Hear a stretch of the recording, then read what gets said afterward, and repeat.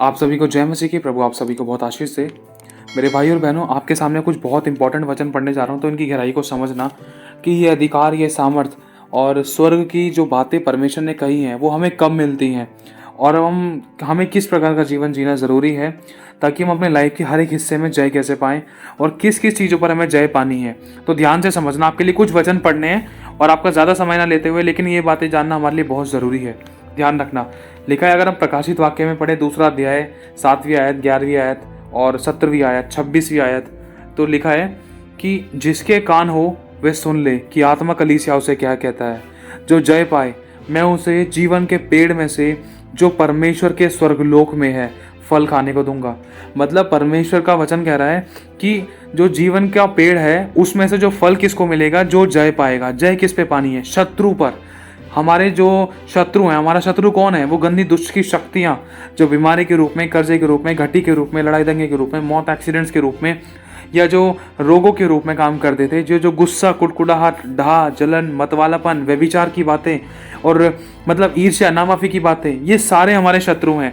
ये गंदी दुष्ट की शक्तियाँ हमारे जीवन में क्यों काम करती थी? क्योंकि पाप कर दिया था। क्योंकि लिखा है कि शैतान को और अवसर मत दो, और यह भी लिखा है कि आज्ञा ना मानने वालों के जीवन में शैतान काम कर रहा है। और दूसरी तरफ यह भी लिखा है कि जो परमेश्वर की आत्मा से पैदा हुआ है शैतान उसको छू नहीं सकता। लेकिन अगर शैतान छू रहा है तो हमारी कहाँ गलती है? उस गलती को हमें करेक्ट करना है ताकि हम शैतान पर जय पाएं, शैतान के सर को कुचलें।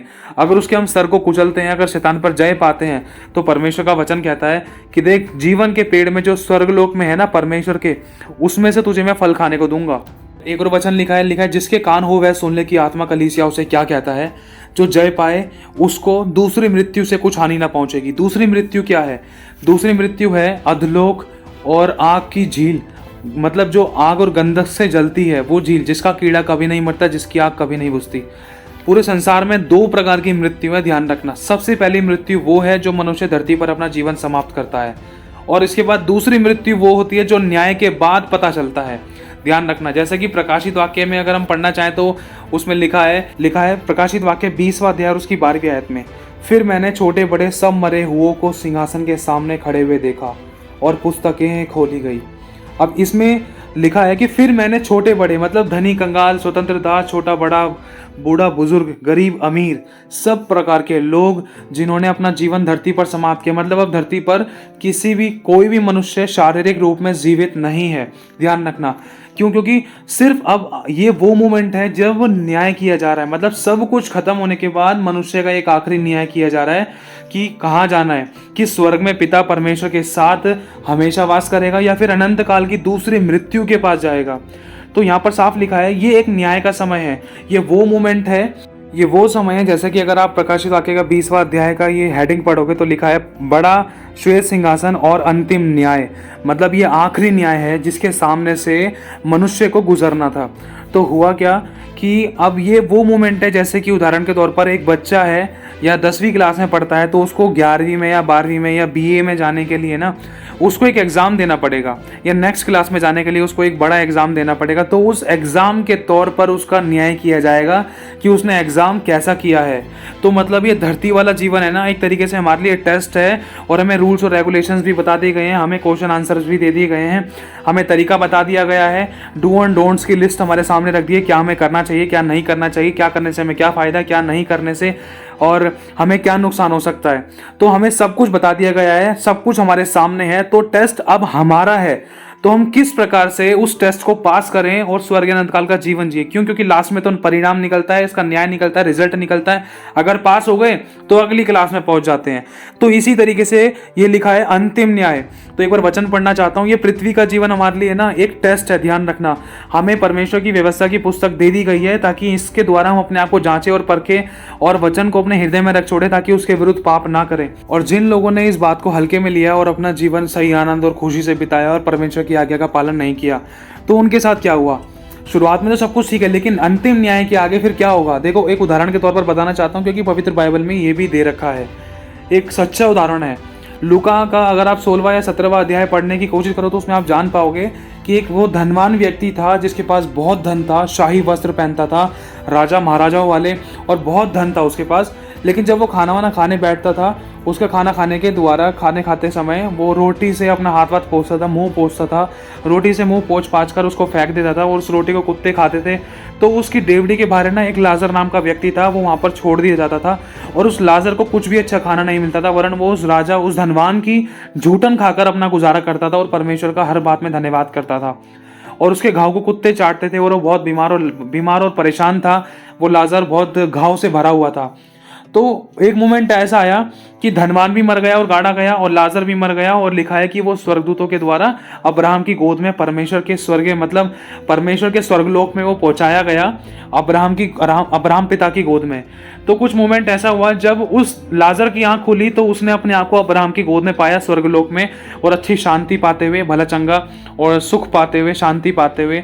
लेकिन जब उस धनवान व्यक्ति की आंख खुली तो उसने अपने आप को अधोलोक में तड़पता हुआ पाया। लिखा है कि जब उसकी आंख खुली तो उसने अपने आप को देखा कि मैं इस ज्वाला में तड़प रहा हूं। फिर उसने नजर उठाकर उधर देखा जहां पर लाजर था, मतलब उसने स्वर्ग की तरफ, उसको स्वर्ग का मोमेंट दिखाई दिया आत्मा में। तो इतने में ही उस धनवान व्यक्ति ने, जब वो अधोलोक में तड़प रहा था, बहुत जल रहा था, बहुत गर्मी लग रही थी उसको और तड़प रहा था, झुलस रहा था, तो उसने आत्मा में अब्राहम पिता को आवाज मारकर कहा कि हे पिता अब्राहम, हो सके तो लाजर को वहां से यहाँ पर मेरे पास नीचे भेज दे, ताकि वो अपनी उंगली को पानी में भिगोकर मेरी जीभ को ठंडा करे, क्योंकि मैं यहाँ पर इस ज्वाला में तड़प रहा हूँ। तो अब्राहम पिता कहते हैं, नहीं, ऐसा अब कभी नहीं हो सकता, क्योंकि तुझे व्यवस्था की पुस्तक, भविष्यद्वक्ता और पवित्र शास्त्र तुझे दिया गया था, लेकिन तूने उसकी नहीं सुनी।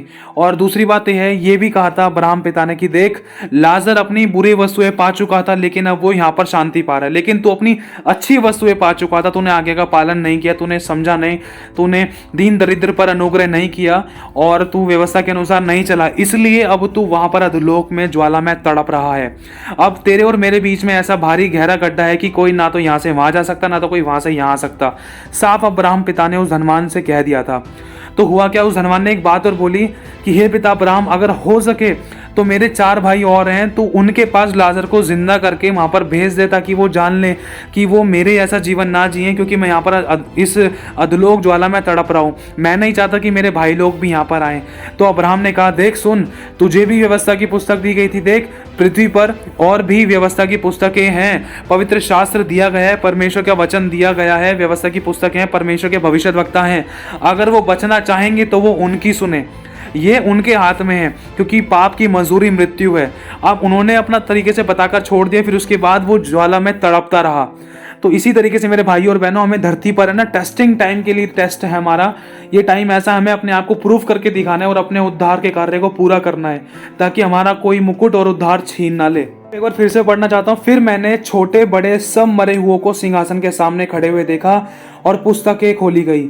ये वो पुस्तकें हैं, ये एक पुस्तक के बारे में बात नहीं हो रही, वरन बहुत सारी पुस्तकें हैं। जैसे 1000 लोग हैं ना, तो हजारों के साथ 1000 पुस्तकें हैं और उनके साथ 1000 स्वर्गदूत हैं।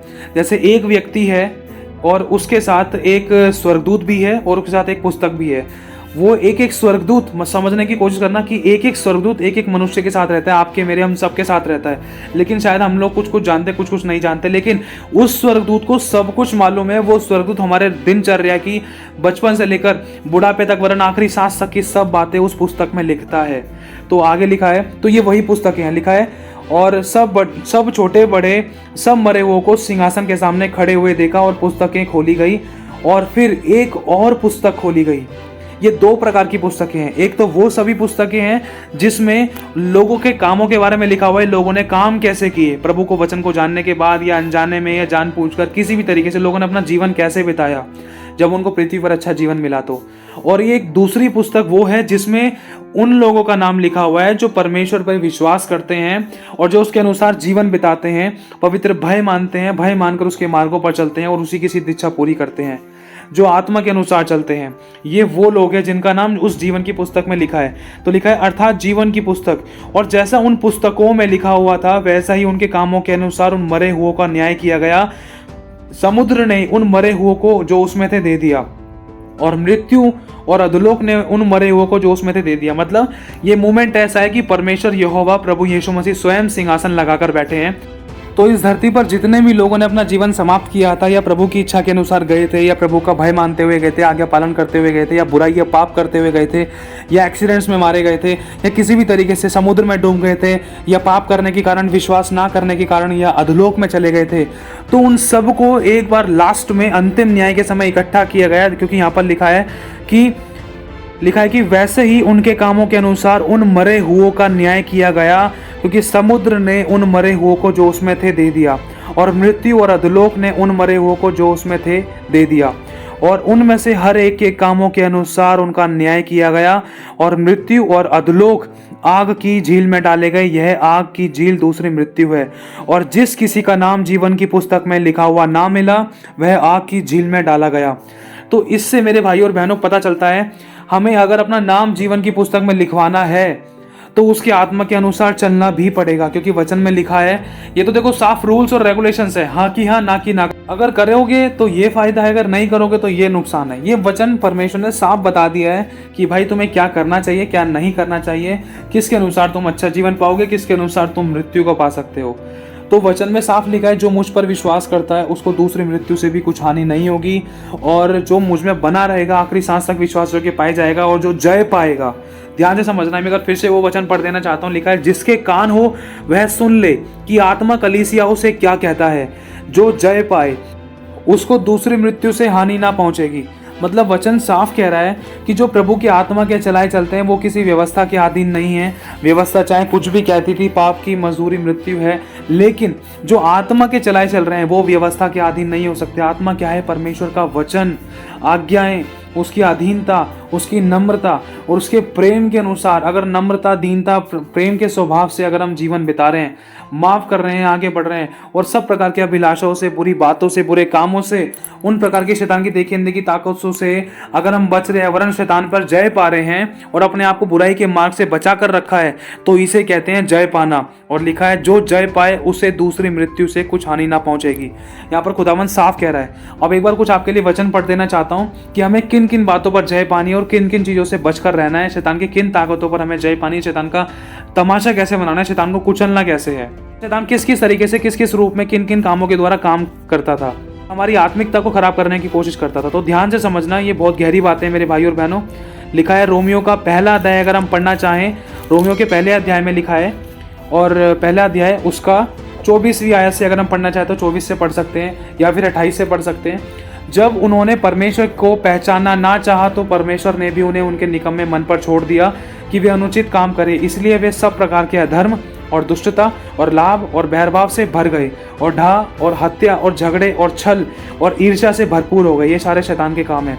और चुगलखोर हो गए, और बदनाम करने वाले हो गए, परमेश्वर से घृणा करने वाले हो गए, दूसरों का अनादर करने वाले हो गए, अभिमानी, डींग मार, बुरी बुरी बातों के बनाने वाले हो गए, माता पिता की आज्ञा ना मानने वाले, निर्बुद्धि, विश्वासघाती, मया रहित और निर्दय हो गए। वे तो परमेश्वर की यह आज्ञाएं, ये विधियां जानते हैं कि ऐसे ऐसे काम करने वाले मृत्यु के दंड के योग्य हैं। तो अभी ना केवल वे आप ही ऐसे काम करते हैं, वरन ऐसे ऐसे काम करने वालों से प्रसन्न भी होते हैं। इसका हेडिंग पढ़े ना तो लिखा है मनुष्य जाति का पाप। परमेश्वर ने साफ बता दिया कि कैसे कैसे काम करने वाले मृत्यु के दंड के योग्य हैं, और हमें जय कैसे पानी है। लिखा है गलातियों 5:16 में, पर मैं कहता हूँ आत्मा के अनुसार चलो तो तुम शरीर की लालसाओं को किसी रीति से पूरी ना करोगे, क्योंकि शरीर आत्मा के विरोध में और आत्मा शरीर के विरोध में काम और लालसा करता है। आत्मा क्या है? आत्मा है परमेश्वर का वचन। परमेश्वर का वचन आत्मा भी है और जीवन भी, ध्यान रखना। लिखा है इसलिए कि जो तुम करना चाहते हो वह ना करने पाओ। लिखा है क्योंकि शरीर आत्मा के विरोध में और आत्मा शरीर के विरोध में लालसा करता है और काम करता है, और ये एक दूसरे के विरोधी हैं। क्यों? क्योंकि जो तुम चाहते हो करना कि वो ना कर पाओ। शैतान की यही तो चाल होती है। शैतान शरीर के द्वारा मनुष्य को परमेश्वर के वचन के विरोध में पाप कराना चाहता है। मनुष्य चाहता है कि मैं पवित्रता का जीवन जीऊं या प्रार्थना करूं, आराधना करूं, लेकिन मन में या शारीरिक तौर पर इस तरीके से शैतान फंसा देता है, या इंसान अपनी गलती के कारण खुद शैतान को मौका ऐसे देता है कि इंसान परमेश्वर के वचन के विरोध में काम कर बैठता है। लिखा है इसीलिए कि जो तुम करना चाहते हो वह ना करने पाओ। यही शैतान की सबसे बड़ी चाल है। और शैतान शरीर पर अटैक और आत्मिक रूप में हमारे विचारों पर सबसे ज़्यादा अटैक मारता था। लिखा है और यदि तुम आत्मा के चलाए चलते हो तो व्यवस्था के अधीन ना रहे। व्यवस्था क्या है? जिसने पाप किया उसको दंड तो है, लेकिन आत्मा क्या है? परमेश्वर का वचन। वचन कह रहा है, वचन की दीनता, नम्रता, प्रेम, आनंद, शांति, धीरज, कृपा, भलाई, विश्वास, नम्रता और संयम, और माफ करना, आगे बढ़ना, शत्रु से प्रेम करना, सताने वालों के लिए प्रार्थना करना। ये परमेश्वर की आज्ञाएं और विधियां हैं। इनके अनुसार अगर हम चलेंगे और इनमें बने भी रहेंगे, आखिरी सांस तक विश्वास योग्य पाए जाएंगे। जैसा जीवन प्रभु ने जिया, अगर प्रभु की तरह दीनता, नम्रता के साथ माफ करने वाला जीवन जिएंगे, तो ही हम शैतान के कामों पर जय पाएंगे। और लिखा है कि शरीर के काम तो प्रकट हैं, अर्थात व्यभिचार, गंदे काम, लुचपन, मूर्ति पूजा, टोना, बैरभाव, झगड़ा, ईर्ष्या, क्रोध, विरोध, फूट, विधर्म, ढा, मतवालापन, लीला क्रीड़ा और इनके जैसे और कई अन्य काम हैं। इनके विषय में मैं तुमसे पहले कह भी देता हूँ और कह भी चुका हूँ कि ऐसे ऐसे काम करने वाले परमेश्वर के राज्य के वारिस नहीं होंगे। साफ लिखा है। लीला क्रीड़ा मतलब जो सब, जिसमें 4-5 पाप मिले रहते हैं, कई प्रकार के पाप मिले रहते हैं। इसमें अडल्ट्री से रिलेटेड है, गलत फोटोज और वीडियो से रिलेटेड, पोर्नोलॉजी से रिलेटेड, और भी कई प्रकार के लीला क्रीड़ा में कई प्रकार के काम आते हैं। और मैं आपके लिए और वचन पढ़ देना चाहता हूँ कि किन बातों पर हमें जय पानी है ताकि दूसरी मृत्यु से हम बच पाएं। हम पढ़ना चाहें तो लिखा है 1 कुरिन्थियों 6 अध्याय और उसकी 7वीं आयत में, परंतु सचमुच तुम में बड़ा दोष तो यह है कि आपस में मुकदमा करते हो। अन्याय क्यों नहीं सहते तुम लोग? अपनी हानि क्यों नहीं सहते हो? परंतु तुम तो स्वयं अन्याय करते हो और हानि पहुंचाते हो, और वह भी भाइयों को। क्या तुम नहीं जानते कि अन्यायी लोग परमेश्वर के राज्य के वारिस नहीं हो सकेंगे? नहीं होंगे। धोखा ना खाओ, ना वैश्यगामी, ना मूर्ति पूजक, ना परस्त्रीगामी। वैश्यगामी, परस्त्रीगामी मतलब शारीरिक संबंध, व्यभिचार, अडल्ट्री से रिलेटेड होता है। अगर लड़का लड़के के साथ रिलेशन बना रहा है, लड़की लड़की के साथ बना रही है, और अगर लड़का अपनी पत्नी के होते हुए भी कहीं और जा रहा है, अगर अपनी पत्नी अपने पति के होते हुए भी कहीं और शारीरिक संबंध बना रहे, तो ये व्यभिचार है। और वचन में लिखा है, जैसा तू सोचता है वैसा तू है। तो सोचो हमने मन में कितने प्रकार के व्यभिचार कर लिए, किस किस के विरुद्ध? बहनों के, भाइयों के। आज लड़के जात ने किसी को भी नहीं छोड़ा। लड़का एक ऐसी जात है, जब वो व्यभिचार में फंस गया तो लिखा है कि जो अभिलाषों में फंस गया वो जीते जी मर गया। कहा है, धोखा ना खाओ, ना वैश्यगामी, ना मूर्ति पूजक, ना परस्त्रीगामी, ना लुच्चे, ना पुरुषगामी, ना चोर, ना लोभी, ना पियक्कड़, ना गाली देने वाले, ना अंधेर करने वाले परमेश्वर के राज्य के वारिस ना होंगे। लिखा है, और तुम में से कितने ऐसे ही थे, परंतु प्रभु यीशु मसीह के नाम और हमारे परमेश्वर की आत्मा से धोए गए और पवित्र हुए और धर्मी ठहरे हो। प्रभु ने मौका दिया है हमें। अगर हम चाहते हैं ना कि हम दूसरी मृत्यु से बचें, जहाँ पर जिसका कीड़ा कभी नहीं मरता, जिसकी आग कभी नहीं बुझती, तो उसके लिए ना हमें जय पाना होगा। मैं एक बार फिर से पढ़ देना चाहता हूँ। लिखा है, जिसके कान हो वह सुन ले कि आत्मा कलीसियाओं से क्या कहता है। जो जय पाए उसको दूसरी मृत्यु से हानि ना पहुंचेगी। तो मेरे भाइयों और बहनों, इन शारीरिक अभिलाषाओं पे, शारीरिक बातों पर हमें जय पानी होगी, क्योंकि लिखा है जो शारीरिक दशा में है वो मनुष्य परमेश्वर को प्रसन्न नहीं कर सकता। क्योंकि जो शारीरिक दशा में है वो अपनी शरीर की बातों पर मन लगाता है, लेकिन जो आत्मिक है वो आत्मिक बातों पर मन लगाता है। ध्यान रखना। और एक वचन और पढ़ना चाहता हूँ। लिखा है, जिसके कान हो वह सुन ले कि आत्मा कलीसियाओं से क्या कहता है। जो जय पाए उसको मैं गुप्त मन्ना में से दूंगा और उसे एक श्वेत पत्थर भी दूंगा, और उस पत्थर पर एक नाम लिखा हुआ होगा जिसे उसके पाने वाले के सिवाय कोई और ना जानेगा। मतलब परमेश्वर अपने उन लोगों को जिन्होंने संसार पर, शत्रु पर और बुरी अभिलाषाओं पर, यहाँ तक कि अपने शरीर पर जय पाई है, उनको परमेश्वर गुप्त मन्ना देगा। गुप्त मन्ना मतलब एक सीक्रेट ब्लेसिंग्स होती हैं। गुप्त मन्ना, गुप्त रेवलेशन देगा परमेश्वर। और लिखा है कि उसे एक ऐसा श्वेत पत्थर भी देगा, वो पत्थर पे आपका और मेरा नाम लिखा हुआ होगा, जिसे उसे पाने वाले के सिवाय कोई और ना जान सकेगा। तो मतलब प्रभु चाहता है कि मेरे बच्चों, अगर तुम चाहते हो, बिल्कुल देखो, आपको मालूम होगा, अगर आप किसी भी स्कूल में जाते हो या अगर आप किसी भी कॉलेज में हो, स्कूल में हो, तो सारे स्टूडेंट होते हैं, लेकिन कुछ स्टूडेंट्स ऐसे होते हैं जो टीचर के मन भाव होते हैं, जो टीचर की अधीनता में रहते हैं, जो बात को मानते हैं, जैसे वॉलंटियर्स हो गए। या कुछ ऐसे लोग होते हैं जो बिल्कुल नज़रों में चढ़े हुए होते हैं, ये बच्चा बात को बहुत कम करता है, पढ़ाई में ज़्यादा ध्यान देता है, इसकी मैथ अच्छी है, इसको मैथ के लिए रिवॉर्ड मिलना चाहिए, इसको इंग्लिश के लिए रिवॉर्ड मिलना चाहिए। लेकिन कुछ बच्चे ऐसे भी हैं कि जो मतलब गलत संगति में इतना है कि बस कहीं पर भी कुछ कांड हो गया, किसी भी तरीके से कोई गलत काम हो गया, तो बस नाम उनका मन में सबसे पहले आता, भाई उसी ने किया होगा। तो इसी तरीके से मेरे भाई और बहनों, हमें अपनी छवि परमेश्वर की दृष्टि में भली बनानी है, ताकि परमेश्वर हमें वो गुप्त मन्ना में से दे और हमारा नाम उस श्वेत पत्थर पे लिखे, जो हमें दिया जाएगा और जिससे उसके पाने वाले के सिवाय कोई और ना जानेगा। तो लिखा है प्रकाशित वाक्य 3:5 में कि जो जय पाए और मेरे कामों के अनुसार अंत तक करता रहे, मैं उसे जाति जाति के लोगों पर अधिकार दूंगा।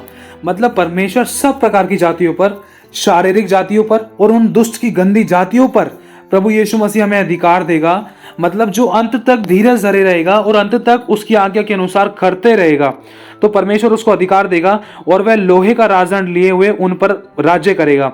लोहे का राजदंड का मतलब है कि जो राजा है ना, उस राजा के पास एक अंगूठी होती है, जैसा राजा बोल दे और जो लिख दिया जाए, अगर उसके ऊपर उस अंगूठी की छाप लगा दी जाए तो उसको कोई बदल नहीं सकता। वो एक तरीके से पत्थर की लकीर बन जाती है।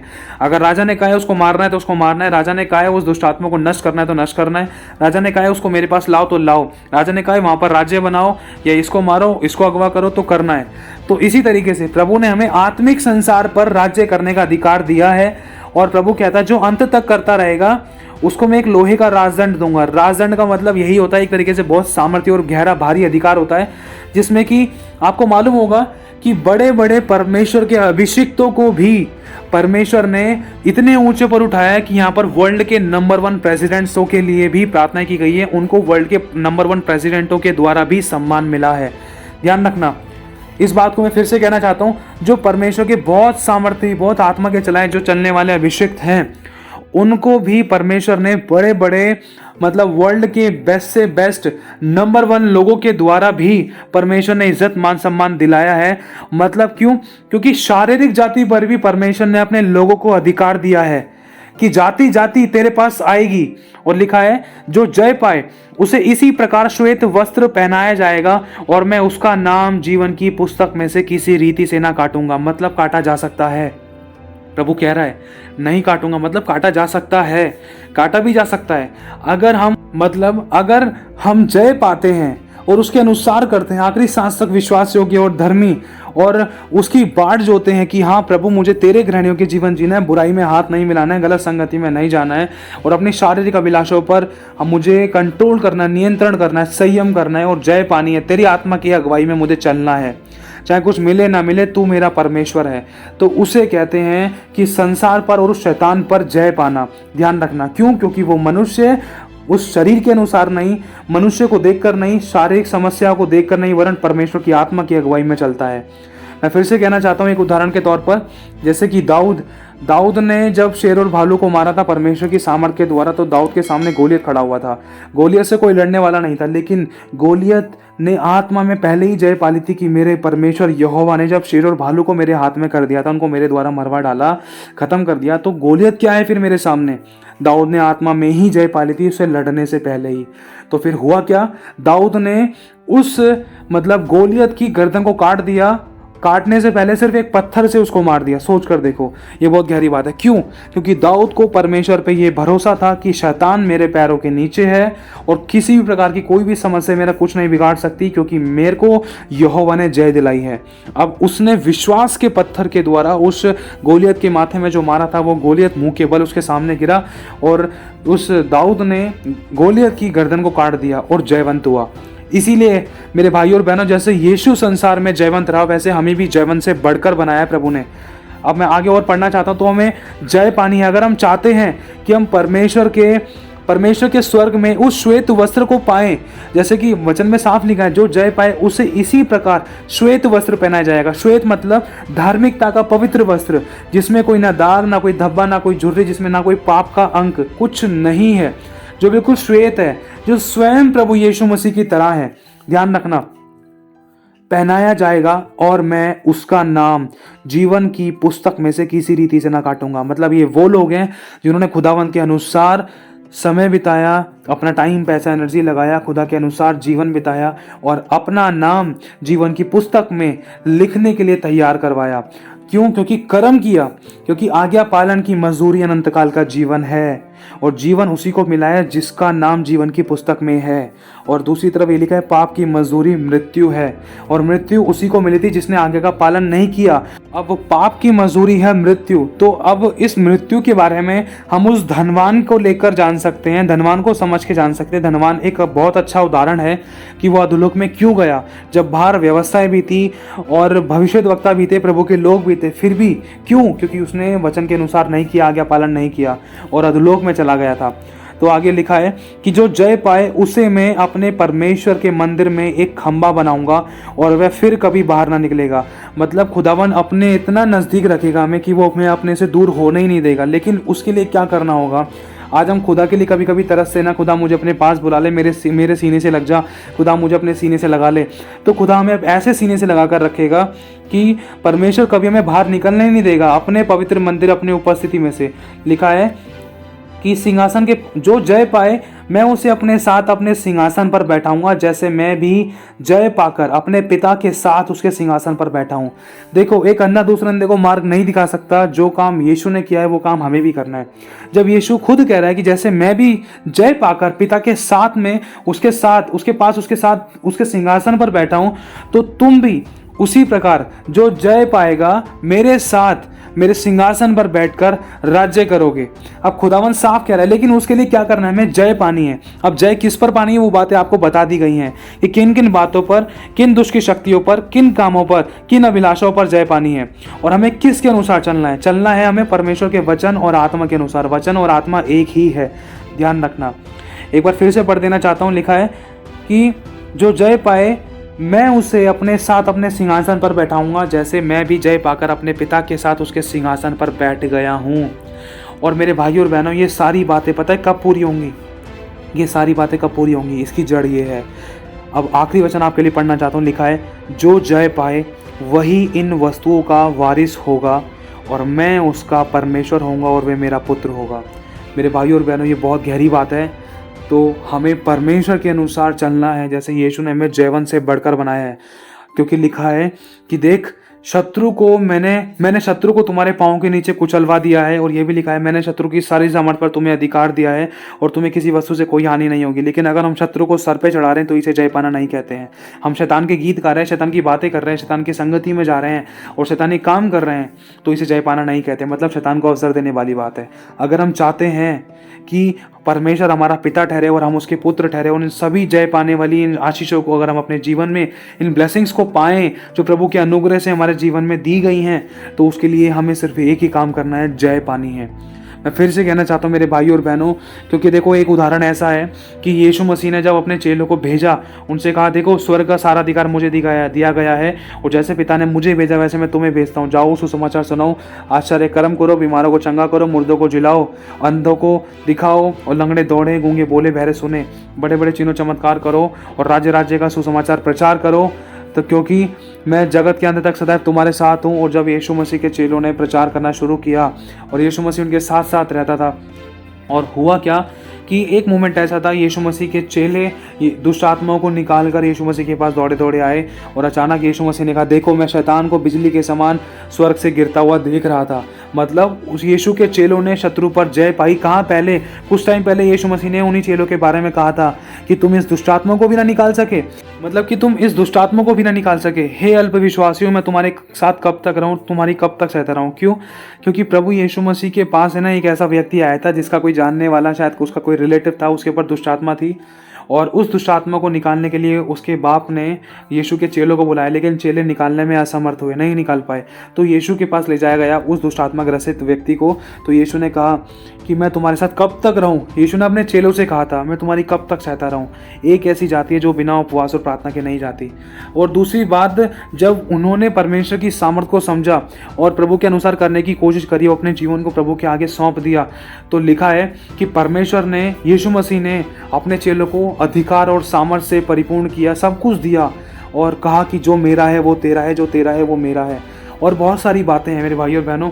तो एक मोमेंट ऐसा हुआ कि चेलों को जब दुष्टात्मा निकालने का मौका मिला तो उन्होंने दुष्टात्मा निकाली, बहुत आनंद के साथ दुष्टात्मा नाश की, बांध दिया और उनको कैद कर दिया। तो एक मोमेंट ऐसा हुआ कि वो भागे भागे यीशु के पास आए, यीशु से कहा, प्रभु देख, दुष्टात्माएं भी हमारे वश में है, मतलब दुष्टात्माओं पर भी हमने जय पा लिया, अब कोई हमारा कुछ नहीं बिगाड़ सकता। प्रभु, ये सब तेरी महिमा, तेरे अनुग्रह से, तेरा धन्यवाद।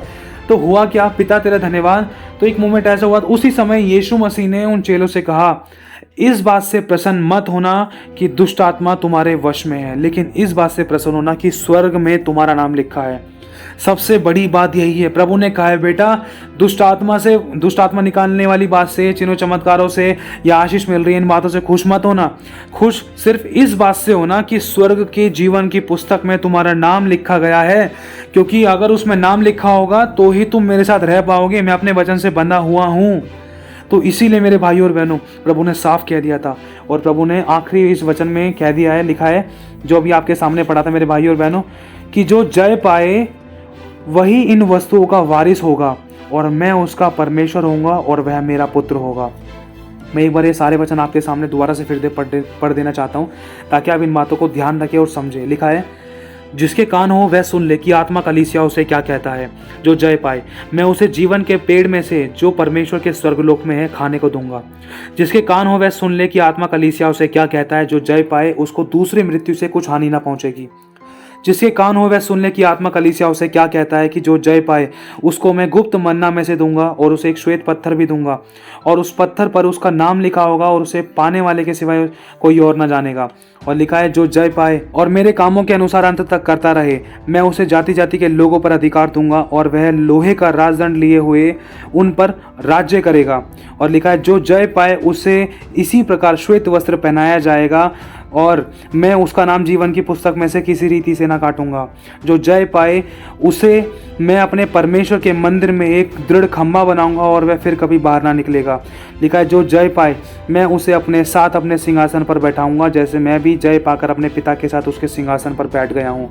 लिखा है, जो जय पाए वही इन सभी इन वस्तुओं का वारिस होगा, और मैं उसका परमेश्वर होऊंगा और वह मेरा पुत्र होगा। तो मेरे भाइयों और बहनों, प्रभु चाहता है कि आज आप और मैं, हम सब इस संसार में की वस्त्रों पर, और यहाँ तक कि अपने शारीरिक अभिलाषाओं पर, सब बातों पर हम जय पाएं और शैतान के सर को कुचलें, ताकि परमेश्वर की इन वस्तुओं, इन प्रतिज्ञाओं के वारिस हम हो जाएं। तो प्रभु आप सभी को आशीष दे, आप सभी को जय मसीह की।